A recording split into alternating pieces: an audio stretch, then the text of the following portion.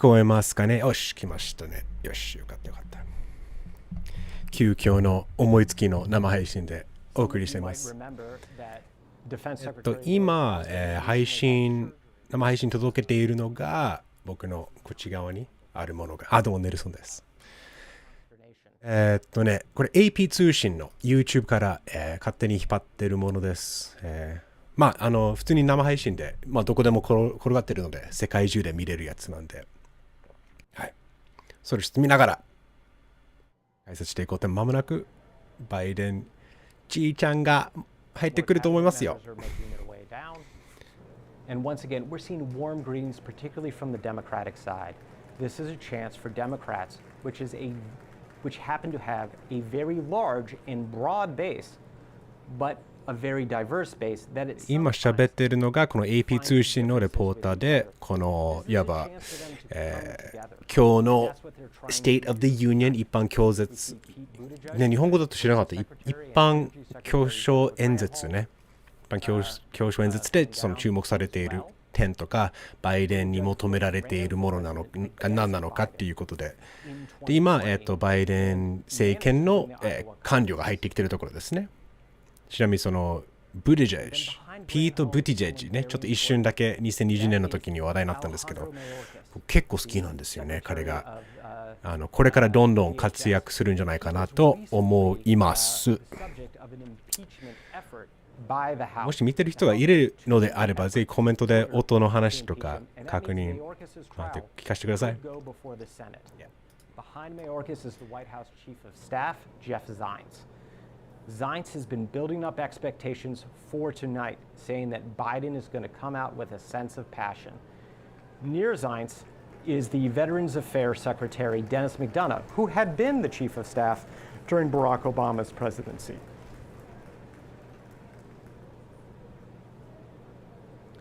Getting hugs in the middle of the screen is OMB Director Shalonda Yun.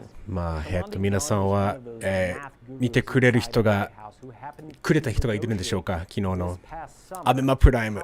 いやー、いいですね。ジャックさん、カリフォルニアに住んでいる、日本人ですが、トランプ支持者で。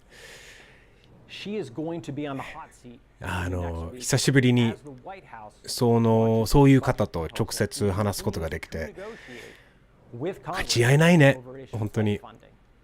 生きてる事実が違いすぎて、生きてる現実とか自分が持ってる正論が違いすぎて、むずいですね。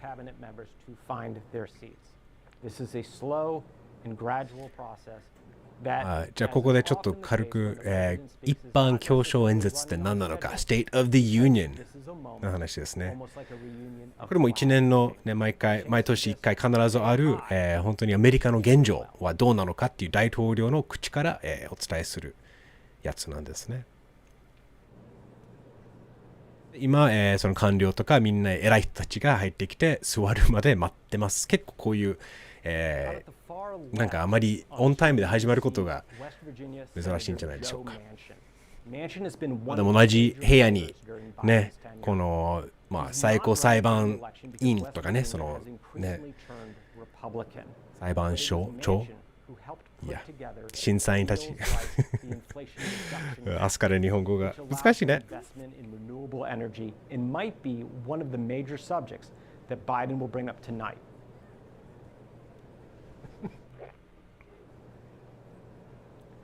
He's blocked on screen ever so slightly, but there is Utah Senator Mitt Romney, who lives in a two-mansion. Romney is also not seeking re-election. And the fact that so many people are leaving Congress who are thought of as being able to work together in a bipartisan sense tells you a lot. これね、今の AP 通信のレポーターの方が言ってるのが、結構ミット・ロームニーもそうだけど、もう再選っていうかもう行かない、再出馬はしないっていうのを表明してるし、この上の世代がどんどん脱落っていうか出ていくことが決まっていて、で、いいじゃないですか、若返るから。でも若返るのと同時に、このいわば中立性の保てる議員たちがどんどんなくなっていく。いわばこの昔ながらの政治家で、いろいろ価値観はね、バラバラだったとしても、とりあえず真ん中に入ってちょっと話し合おうぜ。どっかなんか解決法を見つけようぜっていう世代は、まあ、少なからずあったから、でそういう、ミッドロームにね、共和党の中でも割と早い段階からトランプの、やった行為とかね、その1月6日の、議事堂乱入事件で批判してるわけだし、だからそういう共和党内の、なんていう、俺からすると、ちゃんと話せる人がどんどんなくなっていくってことは、どんどん極端になってね、いくんじゃないかな。来ました。Here comes President Biden. 大丈夫か、頑張れ。年だからな。Speaker Johnson is also standing up there and applauding for the president as he very slowly makes his way down the aisle. ゆっくりとゆっくりと進んでいく。いいね。まあ、いない程度で。This is a really comfortable space for President Biden. He came to the Senate from Delaware in 1972. He spent most of his adult life in the U.S. Capitol as a senator for Delaware. He thinks of himself often in those terms still to this day when he thinks about what his policies mean for constituents. He even reads いや、本当にじいちゃんだよな、もう。 and sends letters and チ congratulations. ャック・シューマーもね、ニューヨークの議員、彼も投資だし、なんかね、心配なってくる。Here. In fact, back in 1983, when he was a senator, he delivered the Democratic response to Ronald Reagan's State of the Union.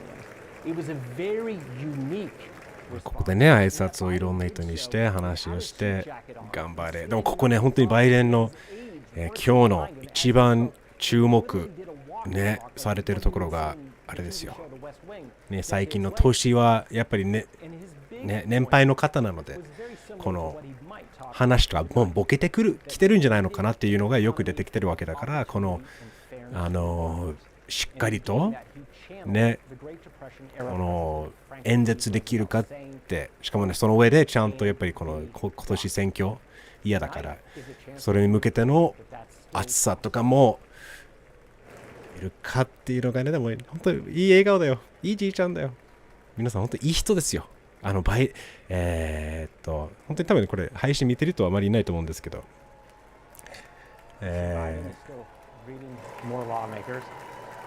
本当にバイデン本人が今まで経験してきた、辛い思いとかね、その奥さんを失ったり息子を失ったりとかね、で今ね本当に、唯一残されたっていう言い方は違うよな、まだ生きている、息子も今共和党からねいろいろ攻撃受けてて、彼も彼でねいろいろ問題あるけど、それでもバイデンがそれを乗り越えて分かち合おうとするこのこの芯の強さあるよね。だから本当に最初2020年から言ってるのが、本当このトランプがもたらす民主主義の危機ね、民主主義への、いや本当にもう彼が言うこととか取る行動がもう民主主義ではないから、本当にこの今勝ち負けじゃなくて長い目で見ないと、本当に民主主義のための戦いってずっと言ってるわけだし、なんか来たMake America Great Again, All Red、 なんだっけ彼女どう忘れした名前、どうでもいい人ですね。Marjorie Taylor Greene ですね。マージョリー・テイラー・グリーン。わかりやすいね。もうでもいいんじゃないですか、そういう人もいれば。アメリカにもそういう人いっぱいいるから、代表するということですからね、代表たちは、ね、だからね、この勝ちやね、この民主主義の戦い、自分よりでかいものがあるっていうのがもうずっと抱えてる。だから今年も戦う、もう本当トランプ倒すの俺しかいないっていうのが、おーって頑張ろうぜって応援するけど、大丈夫かい。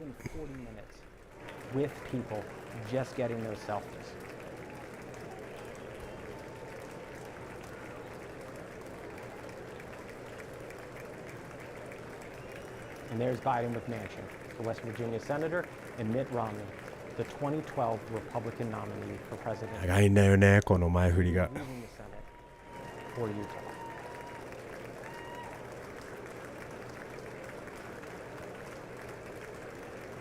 セルフィー撮るなよ。早く演説させてくれ。撮ってよ。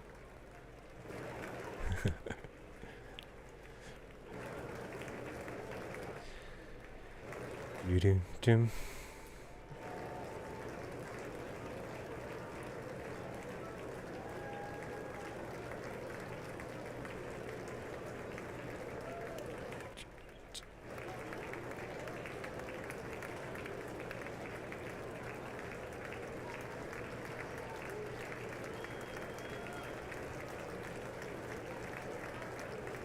いや、改めましてネルソンです。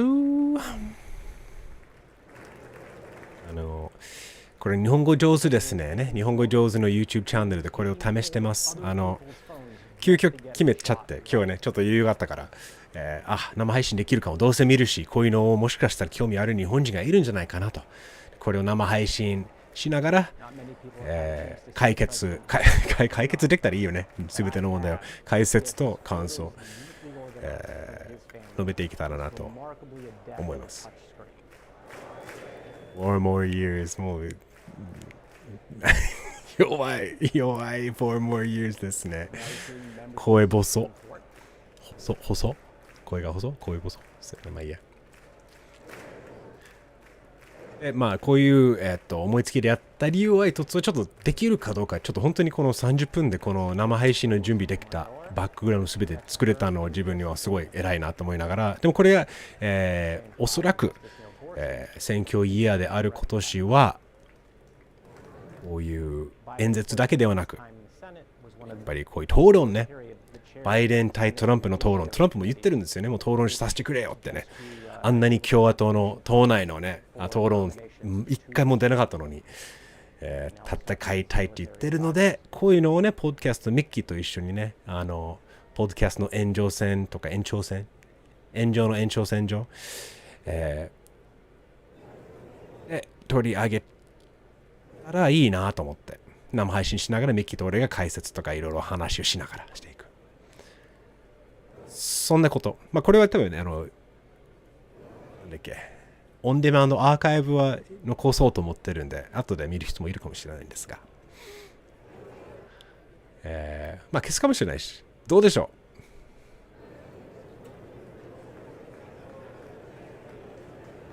Again, Biden is taking his time. This is Biden is taking his time というね。how presidential he can be.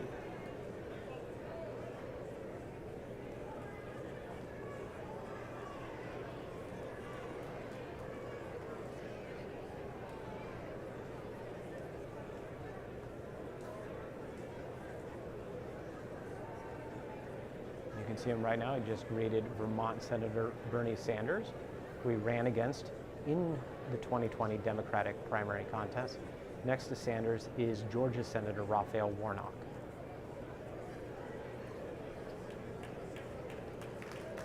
And with that, 来ました。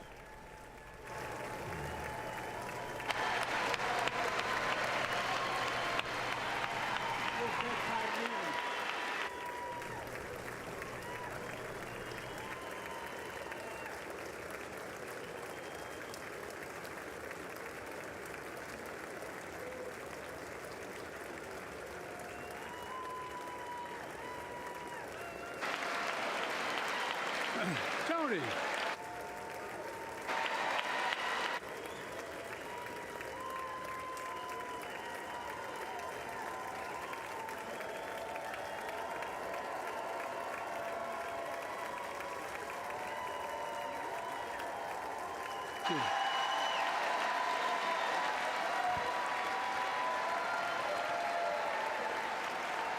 Jill.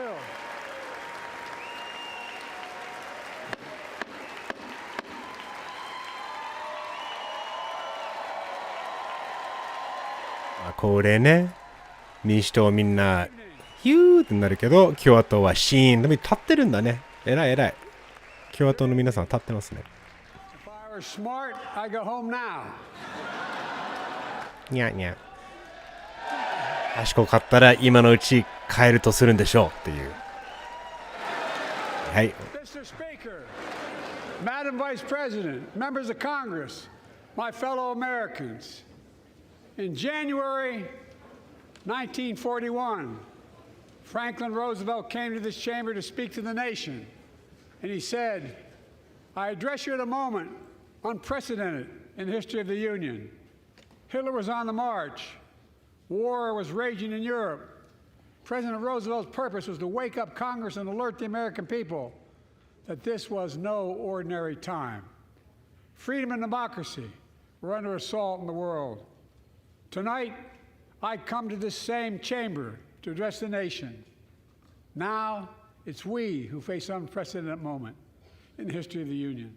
And yes, my purpose tonight is to wake up the Congress and alert the American people that this is no ordinary moment either. Not since President Lincoln and the Civil War have freedom and democracy been under assault at home as they are today. What makes our moment rare. 最初はやっぱりヒトラーの話をするんだね。こういう第二次世界大戦の時の、ルーズベルト大統領が演説でみんなを目を覚ましたっていうか、目を覚まさなきゃってこれやばいぞっていう、それぐらいの同じぐらいの、時期に来ている。今ねプーチンの話もしてるし、ウクライナをちゃんと支持しなきゃいけないっていうのは最初から表明しているっていうのが、やっぱりバイデン大統領とかこの外交ね、ウクライナの支持は、変わらず示すんでしょうね。Ukraine can stop Putin if we stand with Ukraine and provide the weapons that it needs to defend itself.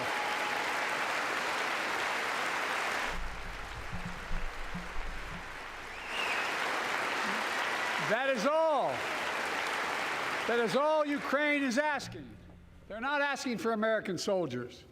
In fact, there are no American soldiers in war in Ukraine, and I'm determined to keep it that way. But now, 支持だけど応援はさせないね。 Wasn't long ago when a Republican president named Ronald Reagan thundered, Mr. Gorbachev, tear down this wall. いいんじゃない？共和党のレーガンを取り出すっていうか、引き出す、取り上げる。難しい。やっぱりゴルバチェフに向けてこのベルリンの壁をぶっ壊そうぜって言ったのもレーガンだったし。A former president actually said that bowing down to a Russian leader, I think it's outrageous, it's dangerous, and it's unacceptable. 今はね、ちょっとワインドシー今聞こえなかった。A former Republican president tells Putin, quote, do whatever the hell you want. いいね、これちょっとポーズできるんだね。あ、止めてね。いいね。ちょっと解説しますみたいな。ね、プーチンにトランプの名前出してないんだけど、ある共和党の大統領が過去に言ったのが、プーチンに向けて好きなことをやってくださいって言っているっていうのを、そこから共和党のブーが来てる。で、それに向けてトランプがバイデンがもうめげてないし、もうそんなプーチンとかかばったりして好きにどうぞって言っちゃいけない。これはもう絶対決して許せない。許すべき行為ではない。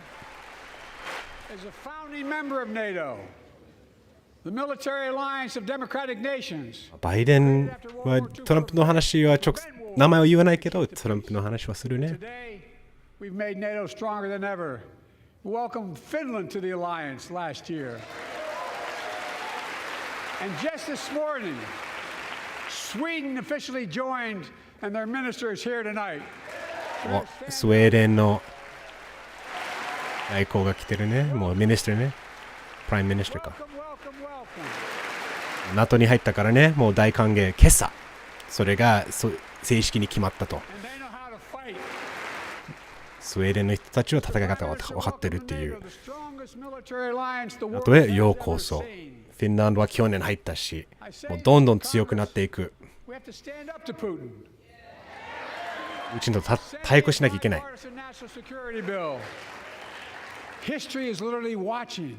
歴史が見ている。みんな。It will put Ukraine at risk. Europe is at risk. The free world will be at risk, emboldening others to do what they wish to do us harm. My message to President Putin, who I've known for a long time, is simple. We will not walk away. We will not walk away. ね、私たちはもう離れない。ね、もうずっとウクライナと一緒にいるっていうのはですね。Bow down. まあ強いね、ここははっきりとバイデンも俺は絶対膝曲げないっていうかマジで死が見ている、もうリアルな話4月6日の話出てきたね。このビル民主主義をぶっ壊そうとしたその日に多くの人もいたんだよ。ここには自分の目で確かめた。これは愛国心のある人たちが乱入したではなく、about the 2020 election and the plots to steal the election posed a gravest threat to U.S. democracy since the Civil War. But they failed. America stood. 4月6日のね、まあ本当に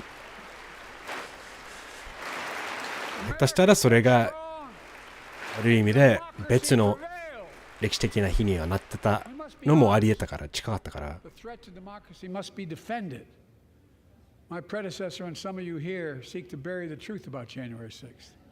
月6日の真実を、だから本当昨日の話だな、マジアベマプライムで。まさにこういう大統領の口からこういうのを言ってくると、You can't love your country only when you win. ね。自分が勝った時だけ愛国心は持つのはダメ。ね、愛国心があるなら勝つ時で勝っても負けても国を愛することは愛国心っていうんだからっていう。I ask all of you without regard to party to join together and defend democracy. Remember your oath of office is defending against all threats, foreign and domestic. Respect. Foreign and domestic threats. 海外から、そして国内からの。No place in America, zero place. Again, it's not hyperbole to suggest history is watching. We're watching. Your children and grandchildren will read about this day and what we do. History is watching another assault on freedom. Joining us tonight is Latoya Beasley, a social worker from Birmingham, Alabama. 14 months ago, she and her husband welcomed a baby girl thanks to the miracle of IVF. She scheduled treatments to have that second child, but the Alabama Supreme Court shut down IVF treatments across the state, unleashed by a Supreme Court decision overturning Roe v. Wade.She was told her dream would have to wait. ロータイウェイドの話は出てくる。これも完全にやっぱ選挙演説だよね。今年はバイデンが戦いに来てる。で、こういう一般教書演説でも完全にもうまるでね、こういう投票選挙のパーティーの演説みたいな感じにしてるってことは、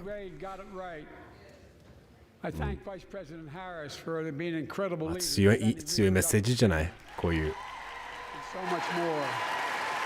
自己中絶とかウクライナ支持とかそういうの結構アメリカ国内では割とまだまだ全然ほとんどというか多くの人たちは大半は支持してるから、もうロータイウェイドの判決を覆した共和党トランプがね、いろいろリードしてたんだけど、あれはもう痛い目に遭うと思うよ。だからこのロータイウェイド、人工中絶を、なんていうか、民主党、共和党、宗教、思想、なんだろう関係なく、女性は自分の権利、自分の体をどうするのかで選ぶ権利はあるんだっていうことで、人工中絶は多分反対してる人は結構少ないんだけど、反対してる人たちは猛烈に声がでかい。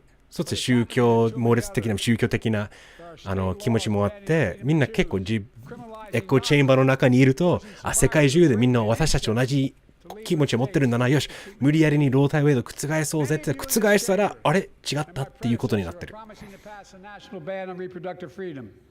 My God, what freedom else would you take away? Look, it's a decision to overturn Roe v. Wade. The Supreme Court majority wrote the following, and with all due respect, justices, women are not without electoral power. Electoral or political power. You're about to realize just how much you were right about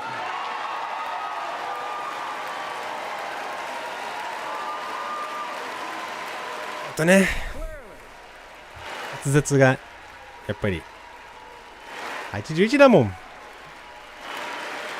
でもメッセージは強いよね。こういう女性はこれからね、やっぱりアメリカ人の女性たちはどれぐらい力があるのかってみんな見せつける時代が来たんだぜっていうのね。When reproductive freedom was on the ballot, we won in 2022 and 2020, and we'll win again in 2024. ロータイウェイド、あれがあるだけで、もう2022年の中間選挙で、ね、民主党が見事なレッドウェイブを抑えたわけだし、もう2024年も、俺も思うよ。多分ロータイウェイドが本当に致命的ですね。あれを覆したのは大失敗。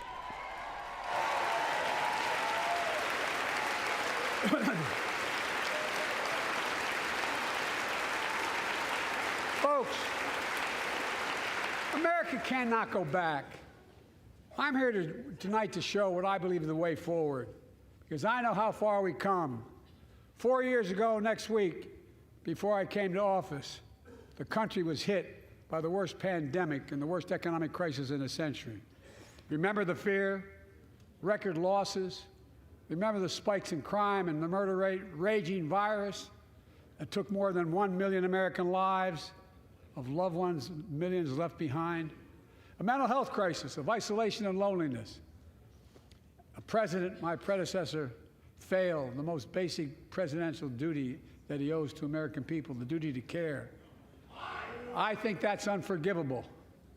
I came to office determined to get us through one of the toughest periods in the nation's history. We have. It doesn't make news in 1,000 cities and towns. The American people are writing the greatest comeback story never told.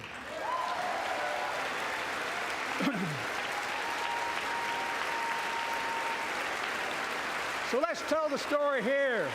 経済の話ね。America's comeback is building the future of American possibilities. 本当にこれは評価していいと思うんですよね。バイデンが、日本でもそうじゃないか。熊本だけ、このチップスね、その半導体を作るところとか、その TSMC 台湾から来てるやつとかも、アメリカにもいるし、結構この海外の仕事をまた日本、アメリカ国内に戻してきてるのは実際にそうだし、未来の雇用には間違いなく増えるのは、すごく投資してるんだよね。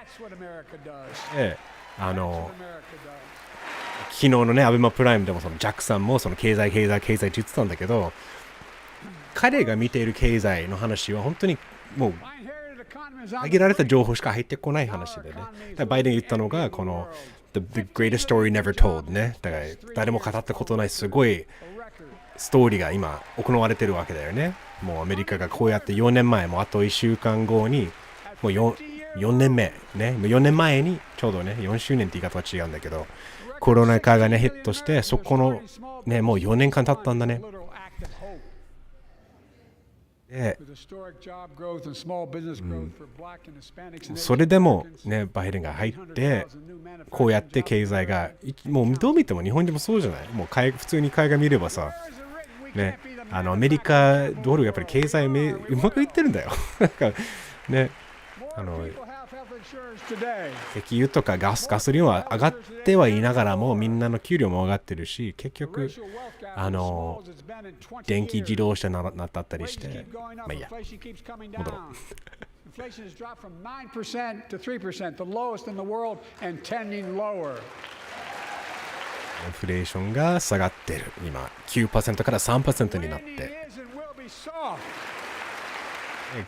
It'll be a soft landing ね。着陸したとするときはその rough landing じゃなくてゆっくりと綺麗に、そのインフレから戻るっていう、結構できたらすごい話だよね。このあんなにね、大不況となるって言われ、今でも結構言ってる政治家というか経済学者もいるんだけど、それでもアメリカがうまく着陸して戻せばさ、すごい。Past administrations, including my predecessor, including some Democrats as well in the past, failed to buy American. Not anymore. On my watch, federal projects that you fund, like helping build American roads, bridges, and highways, will be made with American products and built by American workers. こういうメッセージはトランプも言ってたんだよね。アメリカファースト。アメリカの、労働者が作るものがアメリカの、設備インフラストラクチャーとかで、使われる。このチップサイエンスアクトね。さっき言ったようなその半導体とか最先端の技術に、めっちゃお金をかけて投資してるわけだよね。これがあれだよね。本当にこの半導体の最先端の半導体をコントロールした国がもろこれがもう原爆みたいなもんだよね。だから原子力爆弾のぐらいの破壊力って言っていい、破壊力っていうよりはこの支配力だよね。最先端の AI を使えるためには最先端の半導体、そして半導体をその海外ではなく国内で作れると間違いなく協力ね。My policies have attracted $650 billion in private sector investment in clean energy, advanced manufacturing, creating tens of thousands of jobs here in America.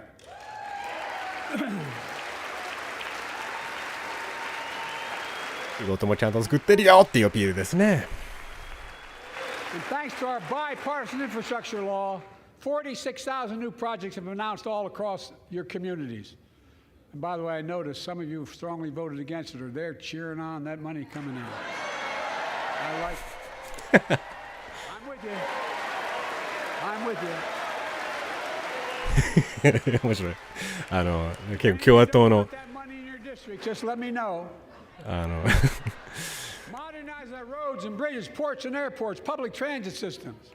Removing poisonous lead pipes so every child can drink clean water. 共和党の、言い方あれだけど、結構やっぱり共和党が強い州っていうのが割と貧困層っていうか、このお金がそこまでないね、カリフォルニアとかニューヨークみたいに経済力強いところはどうしても国際食豊かな都会になって、それは多分リベラルな価値観には自然となっていくわけだから、でも真ん中の方が結局保守派は本当にもう白人が多かったりとか、すごい保守派が多かったりして、なかなかなんていうか経済がやっぱり世界レベルで回らないってことは、結局政府からのお金が必要なっていうか、自治体がね、いろんな州が結局カリフォルニアの州税がね、もう他の州を結構いわば運営してるわけですよね。だからカリフォルニアあんなに儲かってるから、他の共和党が多い州がちゃんとなんていうか保険とかこのね健康保険だったり社会保険とかっていうのは動かせるのがカリフォルニア、ニューヨークみたいなお金があるから。でバイデンがそれに対して皆さんがいつも反対してるんだけど、もうお金でももらうだけもらってるじゃん、お金もうあげなくていいけどどうするみたいなことを言ってた。さっき結構直接攻撃してるっていうかね、この共和党員の矛盾をドンって直面し指してるみたいな。Watching auto jobs of the future go overseas, 4,000 union jobs with higher wages are building the future in Belvedere right here in America.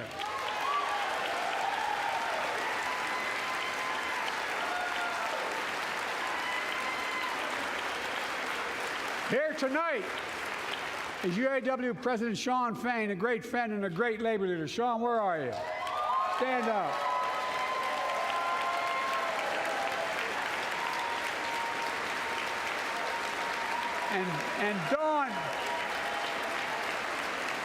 And Dawn Sims, a third generation worker, UAW worker at Belvedere. Shawn, I was proud to be the first president to stand on the picket line, and today, Dawn has a good job in her hometown, providing stability for her family and pride and dignity as well. Showing once again, Wall Street didn't build America. They're not bad guys. They didn't build it, though. The middle class built the country, and unions built the middle class. 今言ったのがこの組合ね、労働組合の話だよね。ちょっといろいろ去年ね、作家ね、放送作家じゃなくてね、脚本家組合とか俳優組合とかがストライキしたと同じく、自動車組合ね、その労働者たちが、ストライキして、でバイデンが実際に一緒にそのストライキっていうかの中に入って、それ在籍大統領と初めて。だから結局そういうみんながその組合が声を上げて交渉していこうとか頑張ろうっていけてるっていうのが言えてるっていうのが本当にそれまさに民主主義の大事な芯にもなってるわけだし、バイデンは推してますね。だから本当にこの組合の流れは今年もどんどん盛り上がると思うんだよね。若い人たちとかやっぱり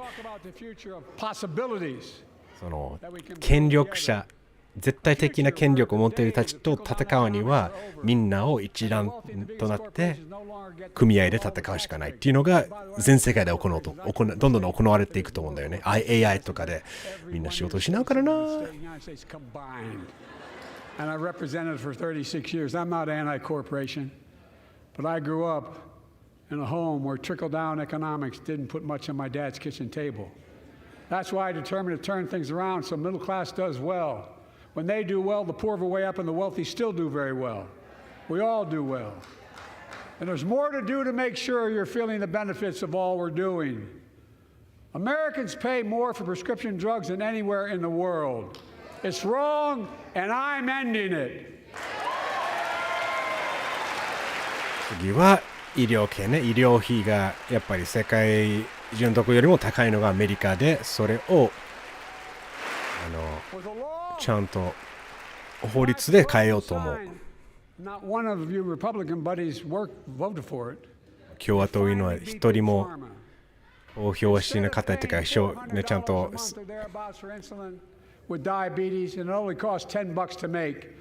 インスリンとか糖尿病とかそういうような薬が本当はそこまで安く作れるようになったのに、本当にそのビッグファーマ製薬会社の、儲かるためにみんなすごくやっぱり儲かるようにはね値段設定になってる、どんどん儲かってきて、それがね、ロビーストが政治家でお金を使って買収したりしてっていうのを実際にやるわけだから、一回それを止めないとこのビッグファーマの支配力を止められない。でそれはバイデンがこれもいい話ですね。We cut the federal deficit by $160 billion. はい、バイデンG怒ってきたぞ。こんなに経済が良くなってるのに、なんであんなにみんなダメって言ってるの？聞いてくれ。To treat everything from heart disease to arthritis. It's now time to go further and give Medicare the power to negotiate lower prices for 500 different drugs over the next decade. They're making a lot of money, guys. And they'll still be extremely profitable. will not only save lives, it will save taxpayers another $200 billion. Starting next year, the same law caps total prescription drug costs for seniors on Medicare at $2,000 a year. これも、メディケアね、国民保険みたいな、年金みたいじゃないんだけど、そう、医療費の話ですね。これがやっぱりアメリカも高齢社会にもなってきてるわけだから、ここもね、どうするっていうのはね、日本と同じ問題ね、年金とか似たような問題が出てくるから、その解決、なんて言った？ And bring your prescription with you, and I promise you I'll get it for you for 40% the cost you're paying now. Same company, same drug, same place. Folks, the affordable prescription with you. It will even apply to Toronto, Berlin, Moscow. Excuse me. なるほどね。今どの国行ったとしても薬はアメリカでも安く買えるよ。それはモスクワ行ったとしても、多分モスクワはちょっと口が滑ったけど、うまくね、戻ったんじゃない？It's still a very big deal.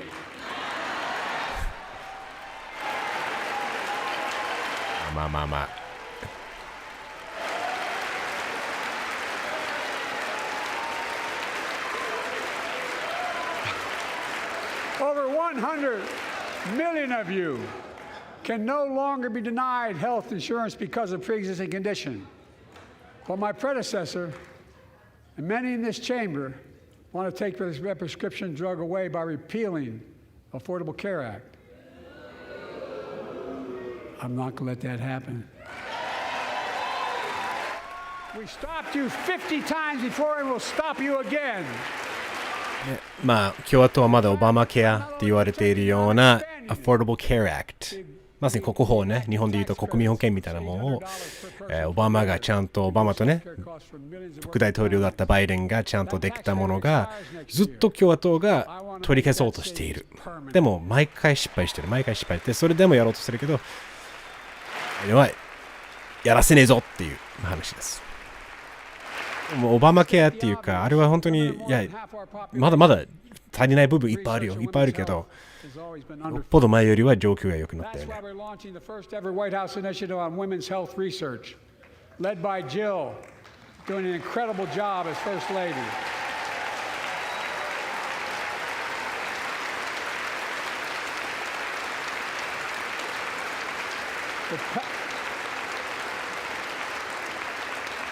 So pass my plan for $12 billion to transfer women's health research and benefit millions of lives all across America. I know the cost of housing is so important to you. If inflation keeps coming down, mortgage rates will come down as well, and the Fed acknowledges that. But I'm not waiting. I want to provide an annual tax credit that will give Americans $400 a month for the next 2 years as mortgage rates come down, to put toward their mortgages when they buy their first home or trade up for a little more space. Just for 2 years.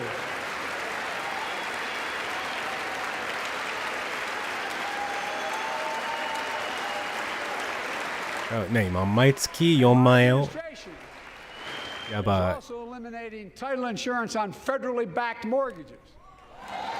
ね、mortgages これは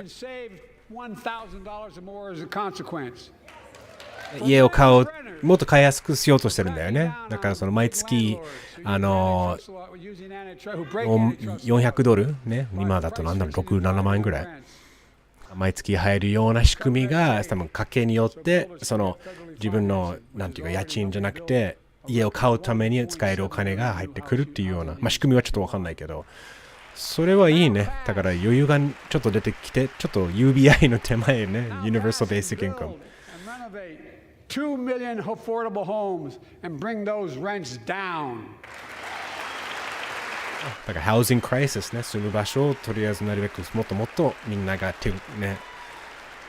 賃が低くなるような、住みやすくなるような、ことは、常にねみんな求めてます。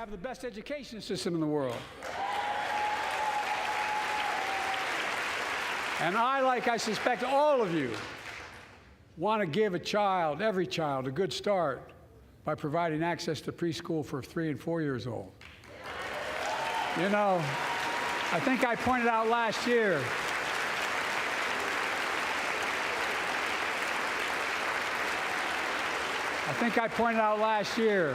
that children coming from broken homes where there's no books, they're not read to, not spoken to very often, start school, kindergarten or first grade, having heard 1 million fewer words spoken.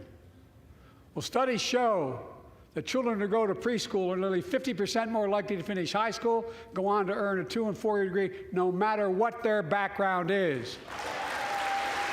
教育の話してますね。でこれはバイデンも前にも言ったことあるんだけど、この broken household だからちょっと言えばお父さんがいないとかいろいろお金がないちょっと大変な、ね、家庭に生まれた、子たちは大体やっぱ小1から学校が入るとそれまでにこの自分が生まれ育った環境によって本がなかったりとか読み聞かせとか結局単語力語尾力もないし、本来だったらね親がいろいろちゃんと話してあげることがないままで育って、じゃあいざ小学生1年生になって全然ついていけないっていうのは実際にあるわけだけど、でそれをバイデン言ってるのはその3、4歳も3歳からね、そうだね、幼稚園に行けるように多分無償化するんじゃないの、そういう話も来てる気がするけど、そうでそのなるべく早く子供が幼稚園に行けるようにしていこうっていうのは行きやすくするようにするっていう。Why are you angry with me providing you the opportunity for the best educated workforce in the world? And they all looked at me and said, I think you're right. I want to expand high quality tutoring and summer learning to see that every child learns to read by 3rd grade.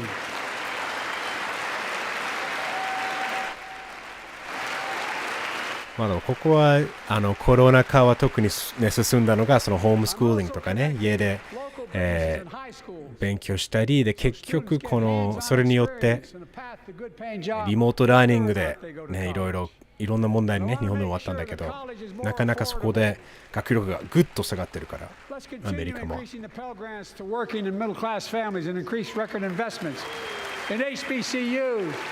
And minority-serving institutions, including Hispanic institutions.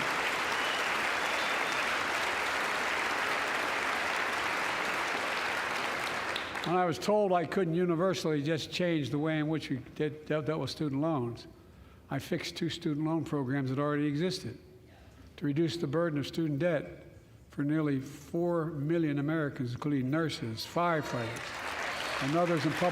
で結構今学生ローンの話ね、日本で言うと奨学金に当たるけど、その学生ローンが免除とかね、そういうなんていうか払わなくていいよっていうような学生たちがいっぱいどんどん出てきてる。自分もそうだったらいいのにな、大変だったよ返すのが、全部自力で。10年間かかったな。学生ローンとか全部払い戻すまで。Start a business, start a family. While we're at it, I want to give public school teachers a raise. あとは、これもよくもう世界中で言われてるよね。その教授たちね、先生たちの給料が低すぎる。特にこの AI の時代とか、なんていうか、ますますこの教育が必要になってきてるのが、給料が低いままで先生たちが頑張ってるからそれを上げようっていう、ね、話です。I signed the bipartisan deal to cut another $1 trillion in the next decade. It's my goal to cut the federal deficit another $3 trillion by making big corporations and the very wealthy finally beginning to pay their fair share. 今話しているのが corporate taxes。ちゃんと大手企業払ってくれよ、お金。アメリカで儲かりたいんだったら全然どうぞどうぞ儲かっちゃってくれ。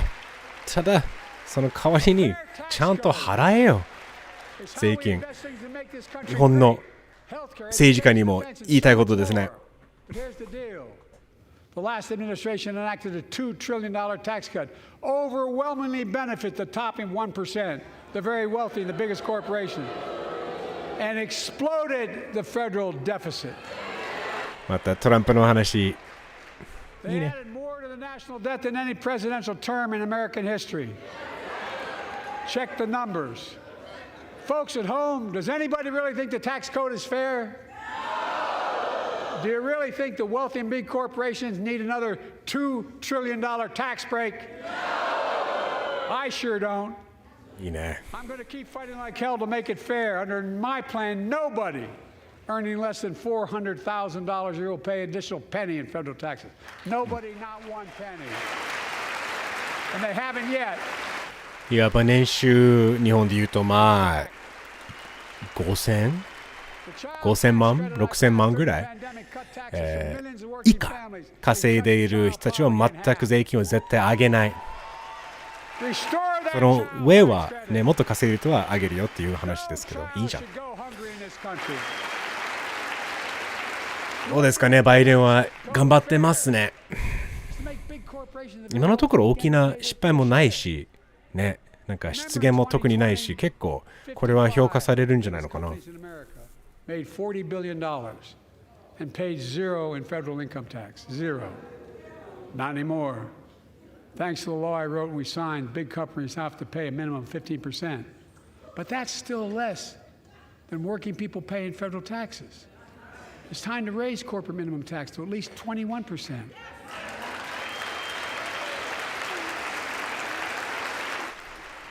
So every big corporation finally begins to pay their fair share. I also want to end tax breaks for big pharma, big oil, private jets, massive executive pay when it's only supposed to be $1 million that can be deducted. They can pay them $20 million if they want, but deduct $1 million. End it now. You know, there are 1,000 billionaires in America. You know what the average federal tax is for those billionaires? No. They're making great sacrifices, 8.2%. That's far less than the vast majority of Americans pay. No billionaire should pay a lower federal tax rate than a teacher, a sanitation worker, or a nurse.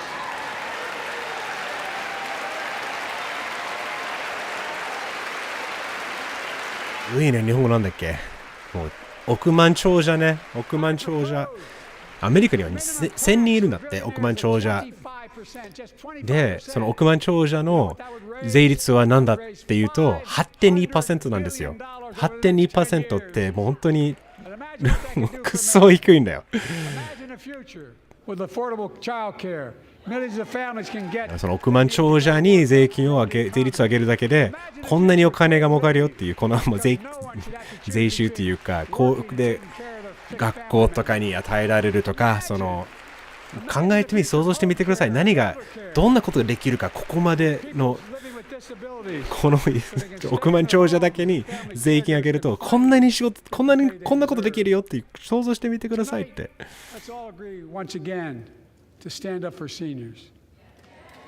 だからこれが昨日のアベマプライムでもそのジャックさんが言ってたのが、ジャックさんじゃなくて、このやっぱり、多く言われてるのが、このバイデンの後ろには億万長者ねがたくさんいるんだよね。やっぱりだから、いや信頼できないねっていう声もちらほら出てくるよね。結局彼も後ろにはそういうお金が動いてるから。でもとはいえこういうこと言いながらも、その支持者もちゃんとお金あげるっていうことは、億万長者のいい方なんじゃないかなって払っていいよっていう人もいるから。そうじゃない方は結構共和党を支持してる。トランプと超仲間ですね。やっぱトランプさんもそうじゃない。なるべく税金払いたくないし、儲かりたいわけだからね。お金大好きだもん。I kind of thought that's what your plan was. Well, that's good to hear. You're not going to cut another $2 trillion for the super wealth. That's good to hear. I'll protect and strengthen Social Security and make the wealthy pay their fair share. じゃない、もう共和党のみんなになんかこの矛盾とかいろいろ頑張ってやってるジャブとか入れているのがわかるね。Raise prices to pad their profits, charging more and more for less and less. That's why we're cracking down on corporations that engage in price gouging and deceptive pricing. from food to health care to housing. In fact, the snack companies think you won't notice if they change the size of the bag. シュリンクフレーションの話ですね。これ日本でも起こってると思うけど、シュリンクフレーションっていうのが、今、ポテチの話してるんだけど、みんな気づいてるよね。もう同じサイズのバッグだけど、中身が減っていくよね。こういうのがなんだっていうのを結構いいじゃん。シュリンクフレーション、今これがね、こういうのを経済的には良くないって戦いたいっていうのは。Snickers bars. You get charged the same amount, and you got about, I don't know, 10% fewer Snickers in it. Look, I'm also getting rid of junk fees.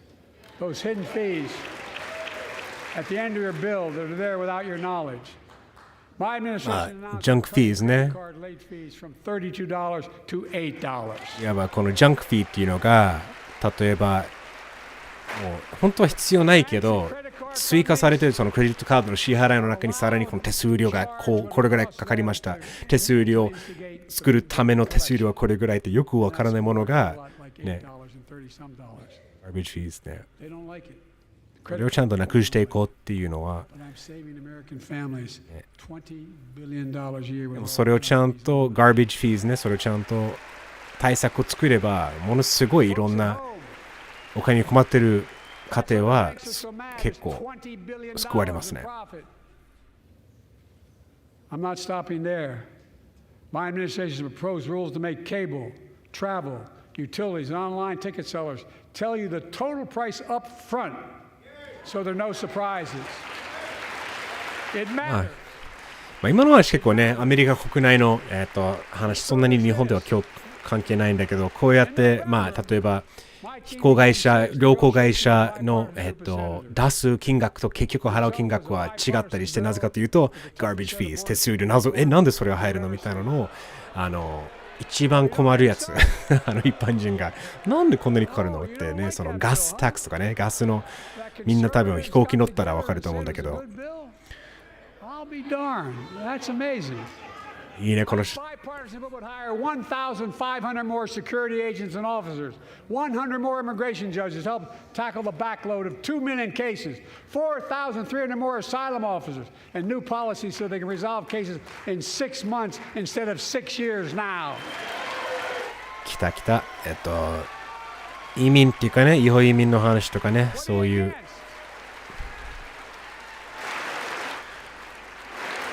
だから一番多分バイデンが主張したいというか、みんな主張したいんだけど、結局ウクライナの支援のお金ね、なぜか共和党がいやウクライナにお金あげるんだったらちゃんと移民対策しろよってかね、でそれをちゃんと分かった、そう言うんだったらやるよっていうのが多分 3,4 ヶ月ぐらい頑張ってこの法律っていうか案ね、法案を作ったんだよね。ちゃんとこの共和党が求めているほぼ全ての条件と民主党もこれで合わせればいいよねって言ったよな。で出したらこれが通すわけないじゃんって共和党が言う。なぜかというとトランプがやっぱり陰にはいるんだよ。こう言ってて、そのトランプ支持者が嫌がってるわけだから、そういうのをね、今移民問題どうのって言ってきてるんだけど、いや彼は民主党やろうとしたんだけど、共和党のみんな止めてるんだよっていうのを、突き詰めてるんだよね。だからそこは本当に分かりやすい矛盾。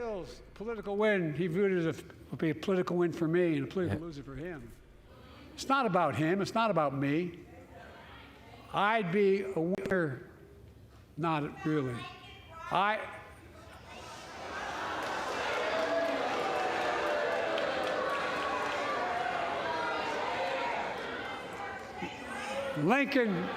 Lincoln Riley, an innocent young woman who was killed by an illegal.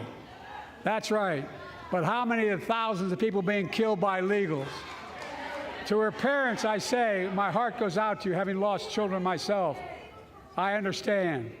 But look, if we change the dynamic at the border, people pay these smugglers $8,000 to get across the border because they know if they get by, if they get by and let into the country, it's 6 to 8 years before they have a hearing.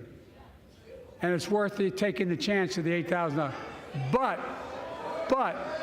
if it's only 6 weeks, the idea is it's highly unlikely that people will pay that money and come all that way, knowing that they'll be able to be kicked out quickly. Folks, 今言ったのがこの移民問題で大きな、要因の一つが、$8,000ぐらいね、90、100万ぐらいかかるんだけどね、送ってくれるためにね、そのメキシコからアメリカに。お金は高いんだけど、結局今のアメリカのシステムだとあまりにもね、裁判とかが回せてないという、お金が回ってない。ね、これトランプ時代からそうだけど、だからもうめちゃくちゃ行列ができてるわけ。で、一回違法でね、渡ったとしても、多分裁判でその最終的にはあなたは本当に、この国に入っていいのかっていうのを決める日が来るわけだけど、それ6ヶ月ぐらいかかるんだよ、半年。つまり、もう入ったら半年ぐらい、アメリカにいられるわけだよね。それだったらじゃあ80、90、100万とか使っていいじゃん。で、そこでなんかね、自分の国よりはアメリカに行った方が安全かもしれないし、でもバイデンがやろうと、民主党もね、前からね、その共和党がダメって言ってた法案の中では、必ずその6ヶ月を、6週間までね、早めようぜっていうのを仕組みとして入ったわけで、それはできれば、たった6週間で100万かけてアメリカ行くのかっていうのは、ためらう人もどんどん出てくるわけだし、スピードが速ければ速いほどこの問題が解消されるはずだけど、なぜかじゃないんだけど、分かりやすい意味だけど、共和党がすごい猛烈に反対している。彼らが求めてたものなのに。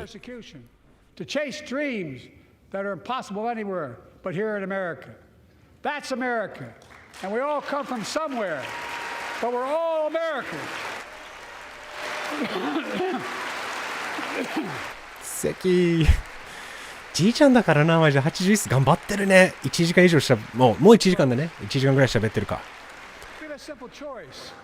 We can fight about fixing the border, or we can fix it. もう選択肢はだから今ね、そのメキシコとアメリカの移民問題は解決できるよ、すぐ。2つの選択肢ある。解決することに解決することに対して揉めることか解決すること、それどっちか解決しようぜっていう。Hundreds of foot soldiers for justice marched across the Edmund Pettus Bridge, named after the Grand Dragon of the Ku Klux Klan, to claim their fundamental right to vote. They were beaten, they were bloody, and left for dead. Our late friend and former colleague John Lewis was on that march. We miss him. 今からは、多分黒人向けのアピールが入るんじゃないですかね。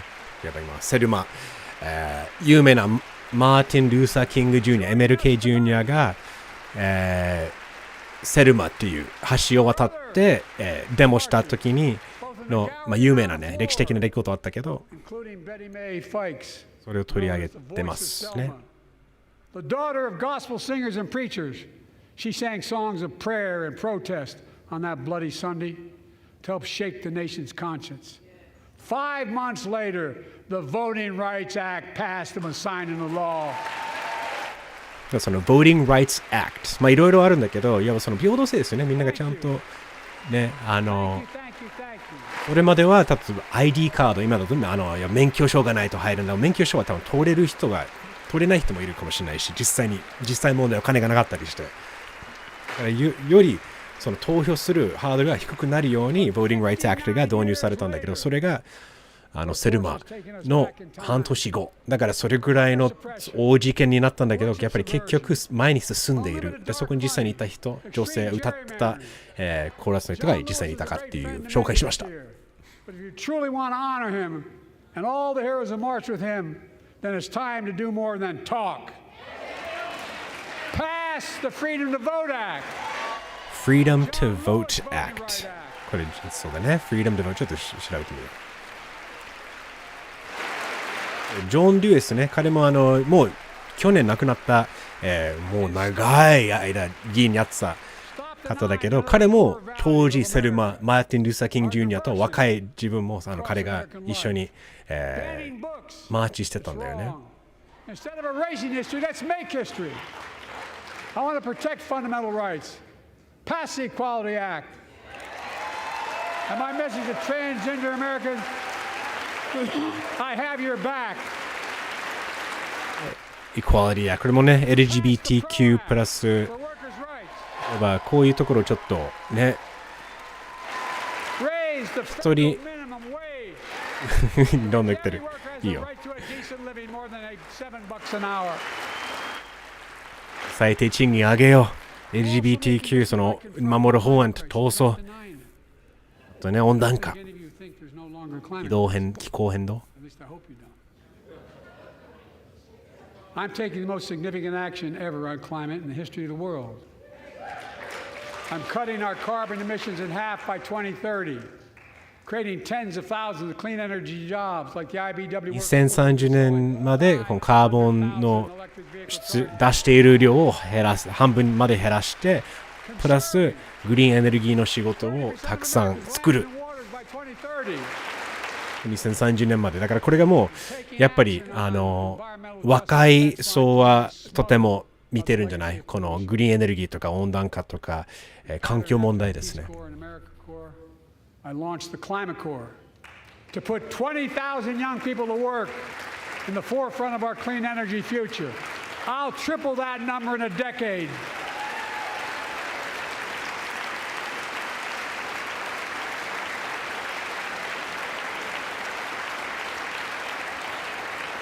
To state the obvious, all Americans deserve the freedom to be safe.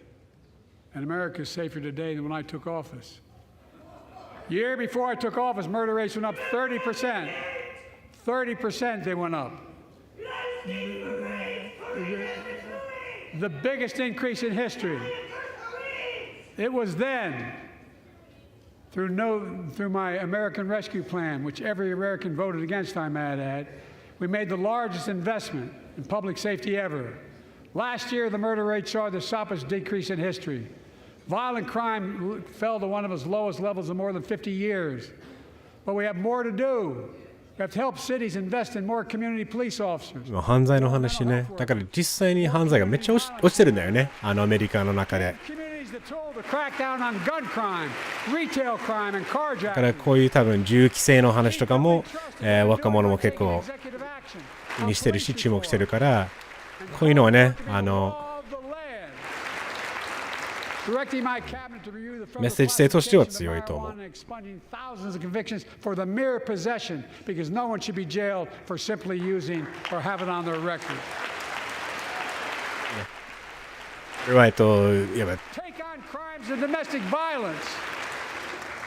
I'm ramping up the federal enforcement of the Violence Against Women Act that I proudly wrote when I was a senator.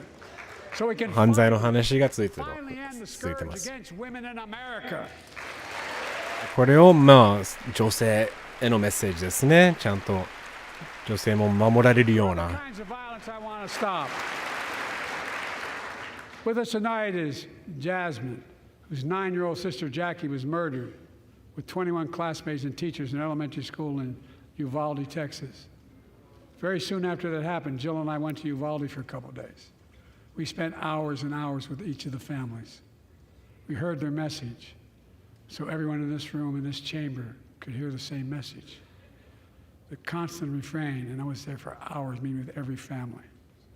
They said, do something. Do something. Well, I did do something by establishing the first ever Office of Gun Violence Prevention in the White House. That the Vice President is leading the charge. Thank you for doing it. Meanwhile, 銃規制の話だね。だから今立ってるのがね、そのウバルディちょっと前にねテキサスで銃乱射事件があって、ウバルディテキサスで若い子供たちがたくさん殺されたんだけど、その時にバイデン夫婦揃って行って。すべての家族に話を聞いたら、すべて繰り返されてきた言葉が do something、ね、なんかやってくれっこれを何とかしてくれっていうのを、 Stop it, stop it, stop it. だからそういうメッセージは今本当に、バイデンじいちゃんだからこそ説得力あるかもしれないんだよね。もう本当にだってじいちゃんにマジで怒られた時は怖くない？ Stop it とか言われると、ごめん。We now must beat the NRA again. I'm demanding a ban on assault weapons and high-capacity magazines. アサルトライフルの、バンね、もう規制ほども強いね、いう規制をとにかくものすごく厳しくしようっていうのが、これはよく第2条ね、Second Amendment、アメリカのいわば銃を持つ権利があるためにでも、彼が言ってることは全くそれを批判、なんか反対の話ではないから、もうよくこの共和党の方で銃規制反対してる人たちは、いや、だって憲法第2条って言うんだけど、よく読むと全然彼が言ってることは全く反対してるわけじゃないから。1,200 innocent people, women and girls, men and boys, slaughtered after enduring sexual violence. The deadliest day for the Jewish people since the Holocaust. And 250 hostages taken. そしてイスラエルとパレスチナの話が来ました。I pledge to all the families that we will not rest until we bring every one of your loved ones home. We also ここ要注目ね。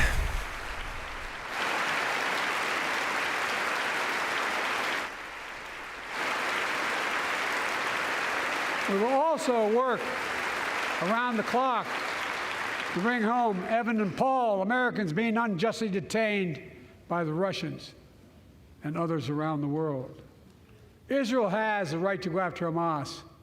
Hamas ended this conflict by releasing hostages, laying down arms, could end it by releasing the hostages, laying down arms, and surrendering those responsible for October 7th.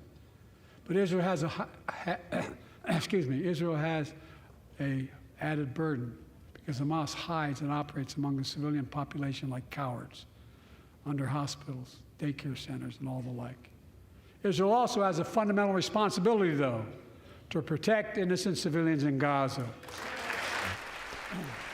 ちゃんとね、イスラエルはもうハマスをやっぱり戦うっていうかね、仕返す権利はあったとしても、ガザやパレスチナの本当に一般人の犠牲者が多すぎる。だからそこはもうイスラエルは自分の権利はあると同時に責任もある。ちゃんとこの一般っていうか犠牲者が出ないようにしなきゃいけない。だから支持しながら批判しているっていうこのバランス取ろうとしてる感じがするから、でもそれはどういけるんだろうね。この民主党の若い層はもっともっと批判してほしいんだろうね。And ease the intolerable humanitarian crisis and build toward an enduring, something more enduring. The United States has been leading international efforts to get more humanitarian assistance to Gaza. Tonight, I'm directing the U.S. military to lead an emergency mission to establish a temporary pier in the Mediterranean on the coast of Gaza that can receive large shipments carrying food, water, medicine, and temporary shelters. No U.S. boots will be on the ground. A temporary pier will enable a massive increase in the amount of humanitarian assistance getting into Gaza every day.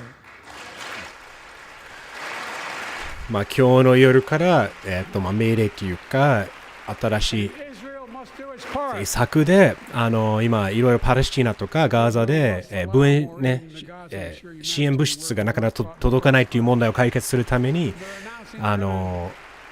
人工のピアね、だからもう海ででかい船をアメリカが海岸の近くになんていうか置いてでそこでこの支援物質を土地そのパレスチナに、入らずに自然早く行ける送れるようには、システムを作ると言ってる。でこれはもう評価していいんじゃないかなと思うよね。やっぱりその本当にギリギリのラインで何がどこまでできるのかっていうのは実際にアメリカの、ね、兵士とか兵隊そこに、ね、パレスチナとか絶対土地で boots on the floor ね boots on the ground っていうのは、ね、本当に入っちゃいけないんだけど海岸から送るっていうでそこから、ね、支援物質が行きやすくなったらまあいいんじゃない。There's no other path that guarantees peace between Israel and all of its neighbors, including Saudi Arabia, with whom I'm talking. Creating stability in the Middle East also means containing the threat posed by Iran. That's why I built a coalition of more than a dozen countries to defend international shipping and freedom of navigation in the Red Sea. I've ordered strikes to degrade the Houthi capability and defend U.S. forces in the region. As Commander-in-Chief, I will not hesitate to direct further measures to protect our people and our military personnel.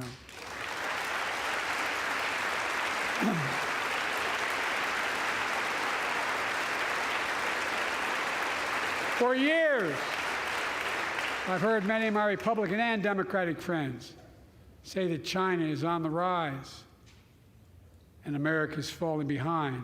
中国の話来た。 We got it backwards. I've been saying it for over 4 years, even when I wasn't president. America's rising. We have the best economy in the world. And since I've come to office, our GDP is up, our trade deficit with China is down to the lowest point in over a decade. And we're standing up against China's unfair economic practices. We're standing up for peace and stability across the Taiwan Straits. I've revitalized our partnership and alliance in the Pacific. India, Australia, Japan, South Korea, Pacific Islands.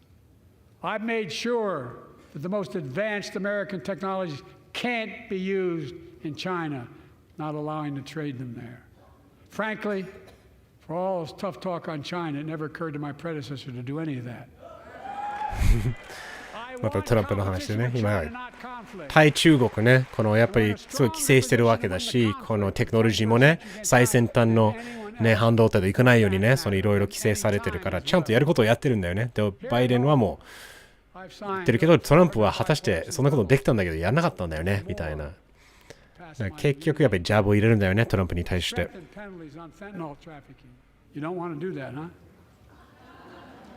Pass bipartisan privacy legislation to protect our children online. フェンタニルね、だからこれも今アメリカの、蔓延しているドラッグなんだよね。麻薬としてしかもすごく死亡率高いというか、死にやすいというか、コケインの中に混ざっているフェンタニルが少しだけでも入ってたら死ぬことにもすぐにつながったりするんだけど、そのフェンタニルが結局中国から輸入っていうか入ってきてる。またはこのメキシコに行って、メキシコで製造されたフェンタニルがアメリカに行ってる。でも結局その最初の、原材料は中国から来てる。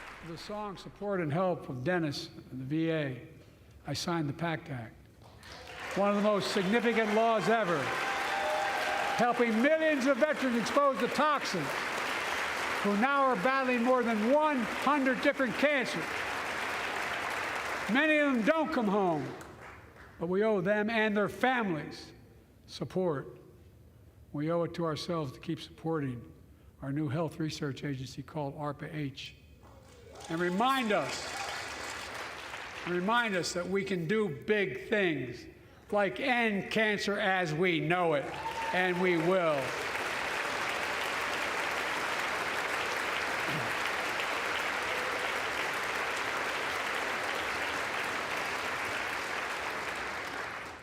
Let me close with this. 最後来た。イエーイ今ね共和党の Let me close with this さ最後にって言っただけにみんな喜んだ。もうちょっとあるよ。ちょっと待ってね。こう見えても年取ってんだよ。こんな年になると分かってくるものがある。アメリカの物語知ってる。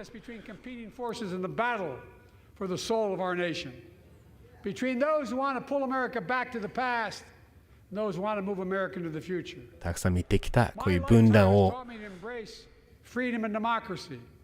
A future based on core values that have defined America: honesty, decency, dignity, equality, to respect everyone, to give everyone a fair shot, to give hate no safe harbor. Now, other people my age see it differently. The American story of resentment, revenge, and retribution, that's not me. I was born amid World War II when America stood for the freedom of the world. I grew up in Scranton, Pennsylvania, and Claymont, Delaware, among working class people who built this country. I watched in horror as two of my heroes, like many of you did, Dr. King and Bobby Kennedy, were assassinated. And their legacies inspired me to pursue a career in service.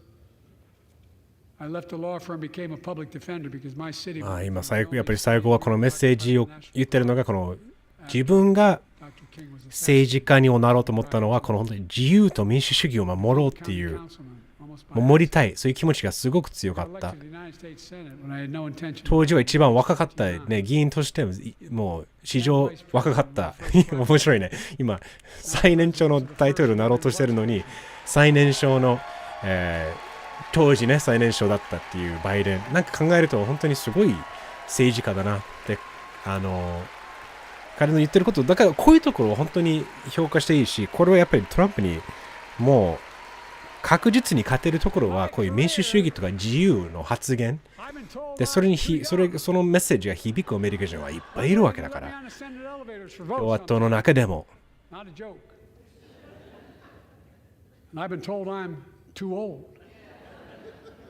Whether young or old, I've always known what endures. I've known our North Star. The very idea of America is that we're all created equal. 人が通ってるね、バイデンは本当に。We've never fully lived up to that idea, but we've never walked away from it either. And I won't walk away from it now. 今のいいね。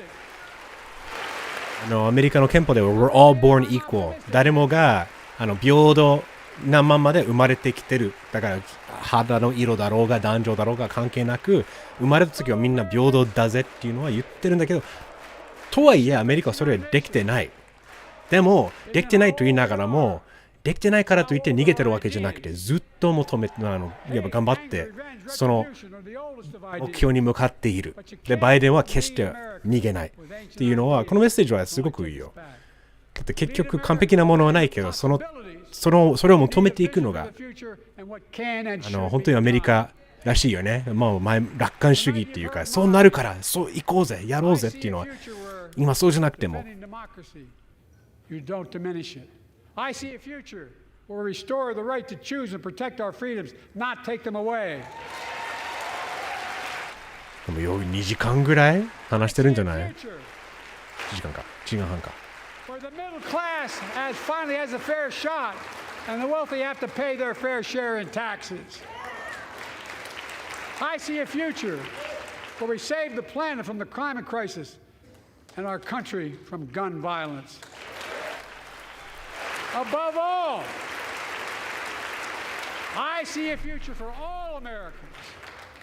I see a country for all Americans. And I will always be president for all Americans. Because I believe in America. I believe in you, the American people. You're the reason we've never been more optimistic about our future than I am now. So let's build the future together. Let's remember who we are. We are the United States of America. And there is nothing beyond our capacity when we act together. God bless you all, and may God protect our troops. Thank you, thank you, thank you. お疲れ様でした。いやちょっと音を減らして、見てる人はね、あまりいないと思うんですけど、皆さん思うことがあれ、後でね、オンデマンド、もしかしたらアーカイブで全部見る人いたら教えてください。なんかあげます。いやでも感想ね、やっぱり途中でも言ってたんだけど、これはもうバイデンが結構1時間半もね、喋りながらそこまで、ところどころね、ちょっと言い間違い、でも本当に軽いレベルで、多分もう共和党からすると、はい、やったなっていうのが、まあ、やってくれたなっていうことなのがちょっと悔しくてっていう気持ちになってるんじゃないかな。だからすごく頑張ったな、バイデン。最後のメッセージで、本当にだから最年少で入ってきた。ね、その議員として最年少で、ね、アメリカの議員になって、そして今最年少で大統領で考えると、やっぱりそこが、なんていうか、バイデンの芯が通ってる。最初から。いろんな困難乗り越えてやってきてるっていう意味では、説得力はあるんだよね。売れない。うん。いう感じですね。で、このまま多分、GOP レスポンスね。共和党が、それに対してリスポンスをするっていうのが来るんだけど、もう今日はこの辺で終わります。この後、ミキとミーティングがあるので。ということで、ちょっとこれ試しに、まあ、うまくいったっていうか、これは普通に、またできそうですね。ちょっと、パイロット版で見てくれた数人はいたと思うんですが、ありがとうございました。またお会いしましょう。Later!